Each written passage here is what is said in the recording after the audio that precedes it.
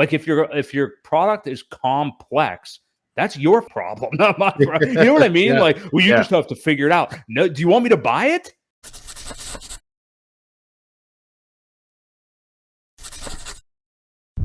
But we've got another new product launching. So, and it's funny because it was just a little over a calendar year ago that Jack Levin's Zen did launch. Now we have, we'll say the specifics and everything because there's a lot of funny stuff going on with this right now. Jake Sharp, who maybe you guys are familiar with, maybe not. If you've been in Hex for a long time, you probably know of him anyway.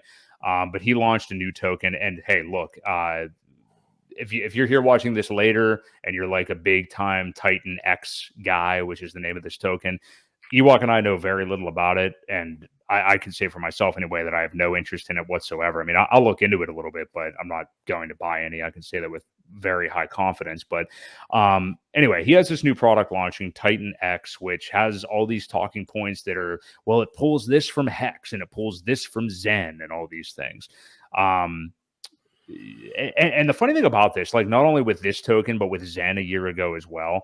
And hey, look, I minted a ton of Zen. You know, I consider it a mistake, frankly, and I've been literally just selling it immediately when the mint terms come due. I mean, I've profited from it. Like I've been anywhere from a 2 to 4x based off of gas fees, but I'm just going to buy Paul stuff with it because I actually value that. So, but all of these new things like TitanX now, just like Zen, all of them have specific references to Hex or even each other that they borrow from other products. Just kind of reading the white paper and thinking that what they do is, and I'm seeing this about, on Twitter from the people that are talking about TitanX, that may or may not be paid to do it. I have no idea.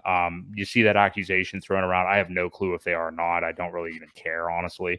But just reading the white paper and thinking that, oh my God, like these are the best tokenomics I've ever seen. This is absolutely crazy. Do you know what this is going to mean? I mean, that may be true. Like, honestly, I some of these people, one in particular, and I won't name anybody, but one in particular I know is a very, very smart guy because I've heard him speak and he sounds pretty goddamn smart on a bevy of topics too. But one thing that I think is an oversight, and again, we're not going to tell anybody how to spend their money. If you want to dabble in something like this or do a lottery ticket, I don't even know how you do it or anything, then go ahead and do it. But just something having crazy tokenomics is not everything. We in Hex, in Pulse Chain, have a very credible guy who's been around the block a long time in blockchain and other businesses as well. That is a shrewd businessman that we have the utmost trust in. He's a crazy personality. Richard Hart is a big part of this, as is the community that he helped cultivate and now has taken over on its own. Okay.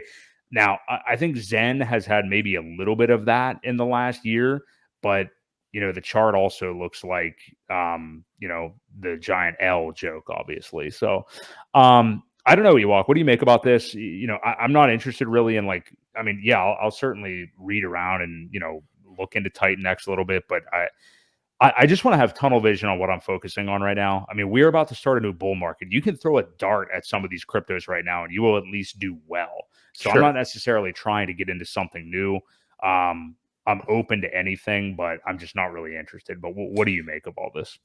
My biggest fear is always the founder. Right. And I've heard a lot of, now, don't get me wrong, I hear a lot of bad things about Richard Hart too. Right. And the first thing is, well, it takes this part from Hex and it takes this part from this. Well, any coin that has tried to take anything from Hex has failed historically so far. So right there, I'll stick with Hex. Jake Sharp, I really don't trust the guy. There are screenshots I've seen where he is in people's DMs asking them to join his private group. He's shilling stuff on the down low. And some people that I truly believe have said he's not to be trusted. So for that reason, I'm out kind of thing, as the Shark Tanks would say. For that reason, I'm out. I know there's about 4,600 Ethereum sitting in an address that was supposed to be used, I thought, for some sort of buy and burn mechanic, but 4,600 Ethereum sitting there. My big fear is that that wallet is suddenly going to become hacked or lost the keys, or somebody got into it and something happened, and that 4,600 Ethereum is gone. I Right. don't know. I'm not. You know, it's scary when you see that much stuff just kind of sitting there. You know, where did ETH go? Kind of thing. Yeah. Um, it, it's more because of the credibility that I just I don't trust the founder. I don't trust when they start taking things from other coins. There's always something that they don't think about that doesn't work, and it's not for me. That's my take on it. I know there's a lot of people that really want to be, you know, involved with it, and they like those tokenomics, but again, I'm not sold, mostly because I just don't trust the founder, and I don't trust the contract. So Well, you know, it's funny that you mentioned Jake Sharp DMing people, because when you said it, it planted a seed in my mind, because I remember I feel like he's DM'd me before, and sure yeah, enough, April 30th of this year, I have a gigantic DM from him. That is, by the way, appreciate the follow. Since we're connected now, let me give you some context. I'm Jake, the founder of Cash Flow for Life, a crypto mastermind with 114 plus members and $100 million of combined net worth inside. We help the semi-retired, we blah, blah, blah, blah, basically like helping people invest in crypto. Like, look, that isn't confirmation alone about what somebody is or what they do or anything like that. I'm not going to judge anybody for how they try to earn a buck, but I mean, like, I'm not interested in joining a crypto mastermind group of any sort like that. There's just I don't have a reason to do it. But yeah, but that's not the only thing. To your point, Ewok. I mean, I think there's other things as well. And you know, you have to be the judge of this stuff on your own. If something smells fishy to you, stay away. The more that I not even did research, but like the more that I heard and observed Jack Levin talk with Zen, the more and more turned off that I got. And just he started to go just straight up right like against Richard Hart about like social media posts and shit like that. And it just made me realize, like, okay, yeah, this is definitely like a grift upon, you know, this community, which I know was obvious to a lot of Hexicans right away.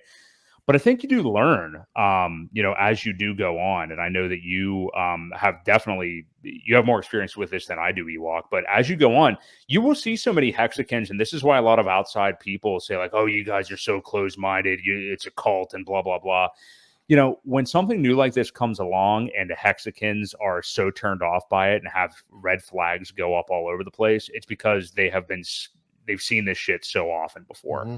And there's constant imitations and stuff like that. So I'll be honest, like, while I used to get like frustrated with you being like that, if I would see something new, I totally get it now. Like, I get where you're coming Yeah, from.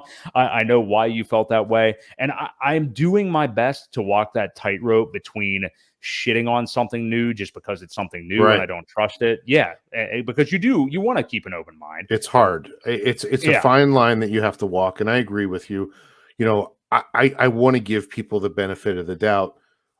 Unfortunately, I just personally don't trust them. So you know, I'm stuck to to say that, and I'll say it on here because, you know, I could be proven wrong. I could be completely wrong, but you know, usually when I get a bad feeling about somebody, it pans out within 6 to 8 months. Something bad happens.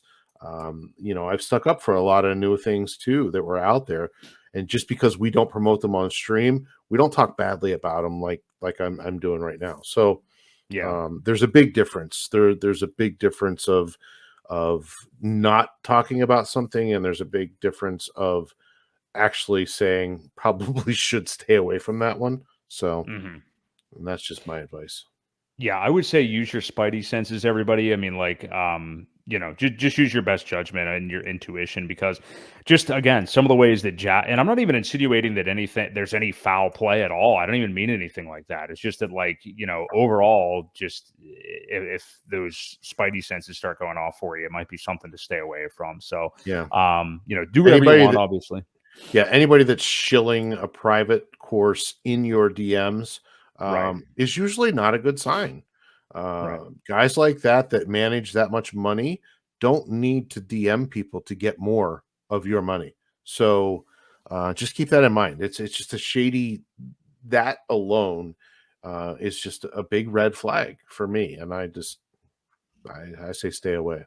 Yeah, and it is interesting because you see a lot of commonality. Like the people that are interested in this TitanX thing are all of the same people that are still interested in Zen at this Yep, point. it It's is. just it's very interesting, and it's like it's all Hex ecosystem people, which whatever they can do what they want to do. This whole like, oh no, you're like you don't control what anybody else wants to do, but it is interesting because they all kind of came from that DeFi stuff originally, and then they're very susceptible to all these other things that are getting created. I don't know how anybody could continue to go down the Zen road after the Zen FTs and then whatever the hell DB Zen is and this token, and now there's a layer one and all this stuff. I just have absolutely no interest in any of Well, that. it So got way too complicated, way too many products, and they didn't give anything a chance to do anything on its own. Just kept trying to duct tape things on top of things to help, and it kind of created a mess. That's yeah, how I saw it.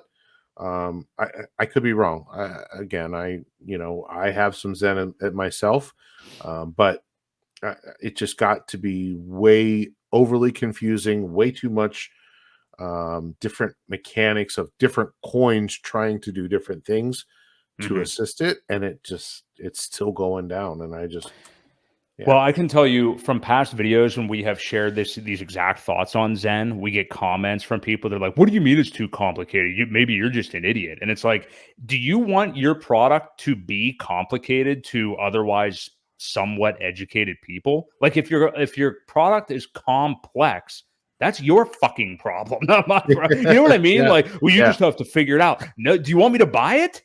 Like, yeah, make it easy for me, and maybe I will. I have no idea what's going on with this, and the chart has never been up once. Like, why? right. Why?